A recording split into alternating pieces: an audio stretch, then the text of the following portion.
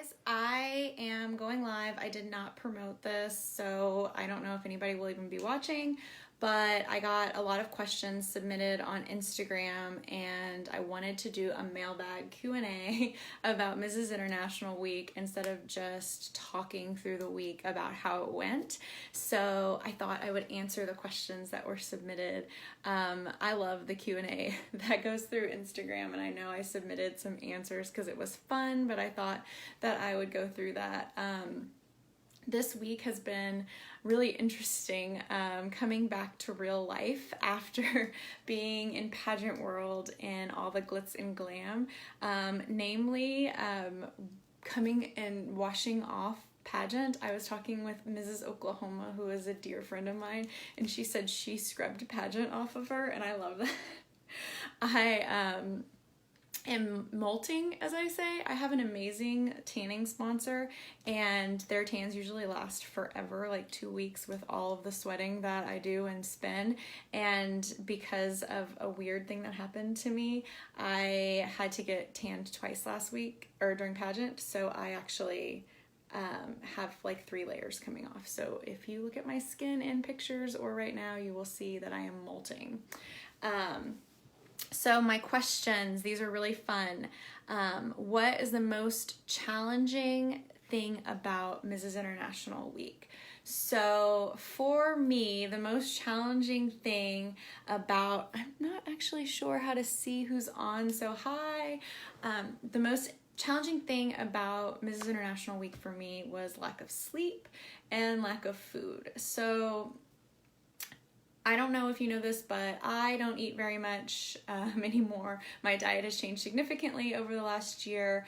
I don't eat any dairy or meat. So the food that is provided, while it is very, very nice, I could only eat like a little bit of the salad. Couldn't even eat the dressings. So while some of the other girls might have thought that I was doing it for fitness, I was actually doing that because there wasn't anything provided that was on my diet. So throughout the day, I was very hangry. And then I was only getting about 2 hours of sleep a night. So for someone who has anxiety and needs to practice self-care, I wasn't actually being able to recharge at night. So that was probably the most challenging. The next question is, what's next for me? I am not sure. I have been in pageant hangover for a week. They say you should take about a month before you make any decisions, whether you're going to compete again, whether you're going to start a business, whatever. You know, pageant girls always have passion. The one thing that I do know is I'm going to keep working very hard on my Hope for Invisible Wounds work and my efforts with my charities. I have already had a call with Runway to Life, which is a local mental health charity. They do a major runway show. Hi, Megan. Hi, Larissa. And last year I walked in it, which was amazing. It is in this amazing, huge facility in Richmond, and it feels like you're in New York Fashion Week. It is awesome. They do your hair and makeup, and it's just really fun. And it brings so much money and so much attention to mental health and suicide prevention. And this year's theme for Mental Health Awareness Month with my global partner, World Federation, is suicide prevention. So it's just a really awesome partnership that's local that I can do. Oh, thank you so much, Megan.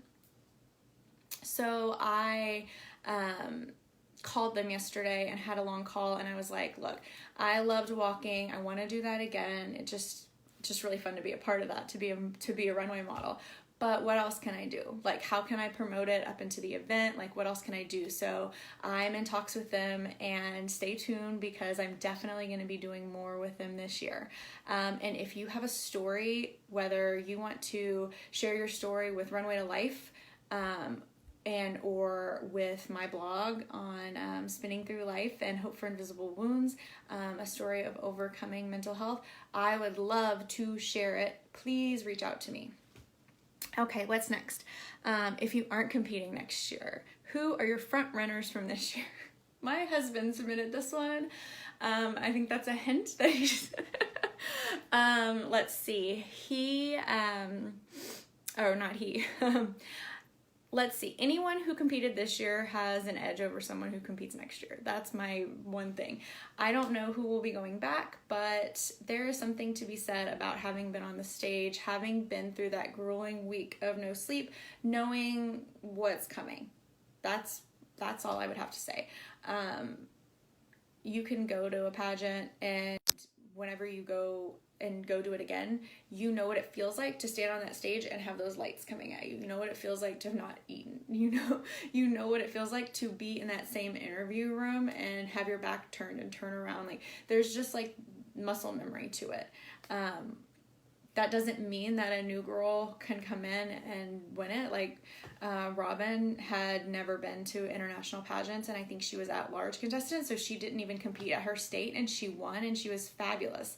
She was in my interview group, and I spent the whole week with her, and I think she's going to be an amazing queen. So that can absolutely happen, but like I said, I think there's something to be said to the girls who are coming back. So that's all that. My most favorite thing of the week absolutely has to be being on stage in a gown that I designed with my husband. It's really special. He said, like, the first time in prelims when we walk out, they have you walk out and it's very dramatic. You walk slowly out and meet before you come out. And he said it was almost as special as our wedding day. I mean, you are coming out in I was coming out in a white dress, but you work so hard. I worked for almost a year, and he knew that, and so I think that's kind of what he was talking about. And we even did it in practice, and it was just a few hours later, my hair and makeup was the same, but I put my dress on, and it was a really special moment. I remember getting cold chills, and I even got messages from people saying, like, we watched it, but it just really felt like a special moment between you and Mark. So I think that was really nice. And I posted about this, but I dreamed up my dress between multiple other gowns that I had seen and what I really thought would fit best on my body. So I drew it on a napkin, and then I sat down and meticulously drew it with a ruler, and I am not an artist. And I put exactly what I wanted, and then I worked with a designer, and she put it together, and then we went back and forth multiple times about fabric and stuff, and then I got it, and then worked very closely with an alterations person who has a fashion design degree to get it exactly the way I wanted it. And I felt like a princess, and I think that's the way that you should feel whenever you walk on a national pageant stage. Also on your wedding day. My least favorite part, I think I'll revert back to lack of sleep. You should always have self-care, and I've been talking with Mrs. Oklahoma, and she had some tips and tricks, and I wish I had known them, of how she snuck away and meditated throughout the week. And if I ever do a pageant again, I will definitely be making sure to do those things. Was it hot there? I think Charleston's probably not as hot as it was that week, but it was definitely hot. We were in the middle of that epic heat wave that hit the East Coast, so it felt like home to me, though. I kept telling even the judges that it was like Southeast Louisiana. We had very high humidity, and it was low 90s. So everyone's hair, including mine, was getting kind of frizzy, but I kind of, like, my skin was like dewy, and I felt like home. So yes, it was hot, but I enjoyed it. Favorite outfit. So I go back and forth. Like, my favorite outfit, I just talked for a long time about my dress. Obviously, it was my gown that I designed. But from throughout the week, the most fun outfit that I had was probably the top with the bright red flowers. That was a crop top, and the fluffy white pencil skirt. And I will definitely find an appearance or something that I can wear that to again. I also have a really fun two-piece bandage dress that I got from Crown Jewel Boutique, and I didn't get to wear it, and it wound up getting moved out, and I wore it home on my outing day, like when we were packing everything up. And I didn't take a picture, and I really regret it. They were really supportive and even posted about my top 15 placement, and so I really want to find a place to wear it so that I can promote their boutique. hardest interview question that I got. So I actually feel like I really connected with all the judges, and it was really interesting because every single one of them told me before when I sat down that they knew my story and they knew my background and like my platform and all the work that I had been doing. So that really meant a lot to me because I felt like I didn't have to spend a lot of that 5 minutes, that precious time that you're there, really promoting my background and my story and retelling it. Like they had already heard it. So I could just hit the high points. So the hardest interview question though, there was one judge and he did this to every single contestant. He said, I don't want to waste all of your time asking you a bunch of silly questions. I want you to go. Like, tell me what you want me to know. So I was able to talk to him about everything that was on my heart, everything that I planned to do, and really just share that with him. So that was really great. And then at the 1 minute timer, he said, so why out of these 56 amazing women should we pick you? And so then, you know, that's the hard question that nobody ever wants to get because they're comparing yourself at that point. But, you know, I was able to do that. But then you're talking for 4 minutes, which I mean, I've been doing for a little while here, but it wasn't just like, go talk. So that was the hardest one. The rest of the judges really did more behavioral interview questions. Like, if you're in this situation, then what would you do? Which I was able to lean on my experience in job interviews. And I really talked to my time as a title holder and when I've experienced similar situations. And then my final one, and I'll save this one for last. What did getting called in the top 15 feel like? And I didn't answer this one on my Instagram. So I had a rush of emotions, and it was really, really emotional for me. And there was, that day was really hard for me. When I was younger, I competed in Miss Texas USA. And my dad came up. And if you know my story, you know that a lot of it has to do with the loss of my dad. And I'm going to try not to get emotional when I tell you about last Saturday. So I competed all week. I had a great interview. I feel like I connected with all of the judges.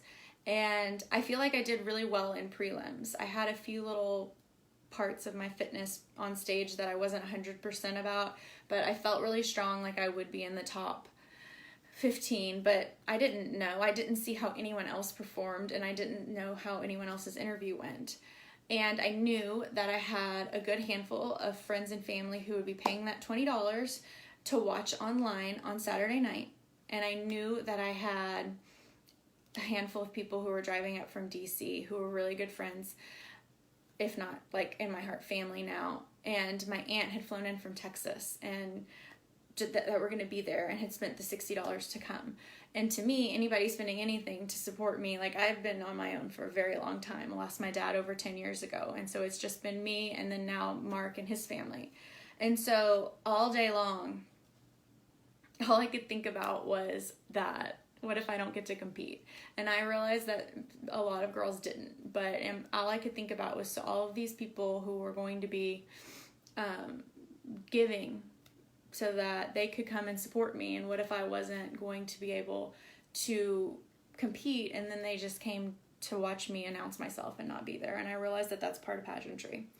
But when I competed in Miss Texas USA, my dad came to prelims and we had like a big dinner with the parents and the families, and I sent him home. And I'll never forget, I said, Dad, we didn't have very much money. I said, I'm not going to be in the top 15 or the top 10 or whatever it was. I'm not going to be competing. I know that you will be wasting your money. Don't waste the money on the hotel room tomorrow night. Don't waste the money on the ticket. I want you to go back home. And it was on TV. So he had a big party, had a bunch of people over, and he knew where I was in opening number so he could point to me. And I'll never forget, he went because I told him to, but I'll never forget, like, for all these years, like, how I felt, like, because I did that. And so all day long I was thinking all these people were going to be there, and I was wishing that they weren't. It was the same feeling that I had when I sent him home. And hi Sindel, thank you. I'm so glad you were there too.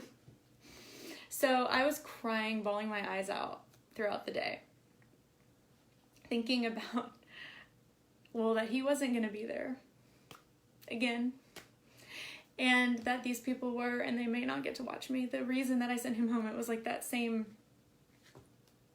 So when I was standing there and they called my name and I was pretty close to the front, I was number 4. I literally had this like crazy rush of emotion. Like I was so thankful that all these people who were supporting me would get to watch me. And then at the same time, he wasn't there. So it was like my brain just shut off. So anyway, that's what went through. That's what my day was like. It was like the most emotional day. And I was so thankful that I got to compete and that I got to like be a part of this amazing organization and to stand up there with those other 14 amazing women. Let's see what Sindel said. Oh, I love you too. Oh, thank you. So I'm going to finish because I've talked for a really long time. But if you have any other questions, I'd love to come back on and do a mailbag part 2. I love you guys.